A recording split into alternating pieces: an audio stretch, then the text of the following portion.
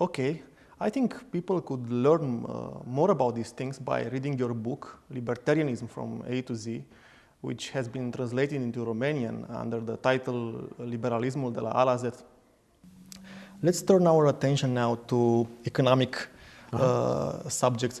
I would like your opinion on some practical problems, but before that, I'm curious to ask you some more theoretical questions, or philosophical, more general questions. And the first question is related to the current crisis.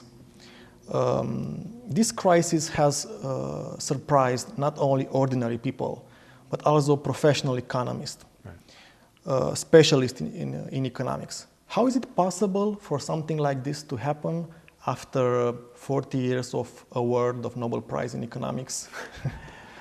I think that every science is an inexact science. There always are new ideas, there always are surprises. It often turns out in any science that it turns out something we were fairly confident of wasn't the whole story, or maybe was substantially wrong. So economics is never going to be immune from that. But I think the critical thing is for people who practice any art or science is to have a certain humility, to recognize the limits of human knowledge, to recognize that what seems right now might not seem right in 10 or 20 years, just as what seemed right 40 years ago doesn't always seem right today. So I think that people's overconfidence played a big role. We experienced a period in the US and most of the developed economies where things were very stable at the macroeconomic levels, known as the Great Moderation, from roughly the early 1980s until approximately the recent recession. Okay? There were some little bumps in the road, but they seemed like very small bumps in the road. And some people looked at that and said, aha, that means we figured it all out and we're not going to have recessions again. That was probably not the right inference. Another possibility, of course, that it was good luck. And there's some research that suggests that it was good luck, but I think we should always have a certain humility when we think about how much we can do with policy, because we're never going to have it all figured out. I cannot stop thinking at the title of the famous book by Fukuyama, The End of History, The Last Man. Therefore, we are not living the end of economics. And the crisis has demonstrated. Exactly.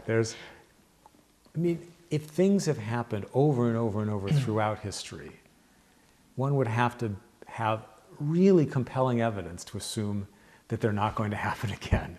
And recessions and financial crises have happened for millennia. As long as we have recorded history, economies have suffered from fiscal crises, debt crises, recessions, and so on.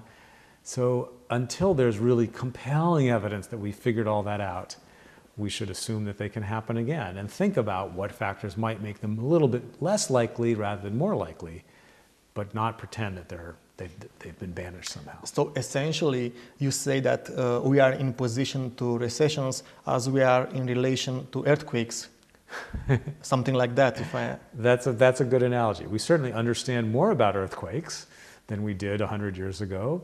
We now have the ability to warn people who might be at risk, say, from a tsunami, much, much better than we could 50 years ago. So when this recent earthquake happened in Japan, it was horrific for the Japanese, but at least people in Hawaii and California could get some warning, so we could reduce the damage. But the notion that we're ever going to eliminate earthquakes, doesn't look very strong. And we can, similarly, we may be able to reduce the frequency or the magnitude of recessions, but pretending that we are not going to have them, I think, is going to actually make things worse, not better. What's the main cause behind the current crisis, in your opinion? I think a significant factor in the crisis, which is true across economies, across many economies, is a belief gradually arose that we weren't going to have these ups and downs, that we could take on more debt, that we could maintain a higher level of consumption because we weren't going to have these recessions. And that led to a huge over-leveraging, not just in the banking sector, but more broadly, across a lot of economies, not just in the US. There was also a growing faith on the ability of government to bail people out, to fix things if things went wrong. You could describe that as sort of a moral hazard. People were not behaving prudently because they thought that government would help if things went badly. And if there were never going to be any other more recessions, well, that wouldn't have been such a terrible assumption. But in fact, there are always going to be shocks, and people got in the habit of making riskier and riskier bets, okay, of not insuring themselves, and that put us in this highly over-leveraged, over-borrowing position that then made us very susceptible to any shock which might come along. Okay, this approaches us to more practical issues, but I haven't exhausted my theoretical issues. You're not a friend of Keynesian economics, but is there a kernel of truth in Keynesian theory? Well, I think that, first of all, one should think about the Keynesian economics from two perspectives. What economists call a positive perspective. Is it a useful framework for describing the ups and downs of the economy? It has helped us understand why certain things have occurred. But second, as a normative tool, does it help us decide how to adjust monetary and fiscal policies? So Milton Friedman, I think quite famously and correctly, believed that changes in the money supply, changes in central bank actions, whether money supply, interest rates, whatever, would certainly affect the economy.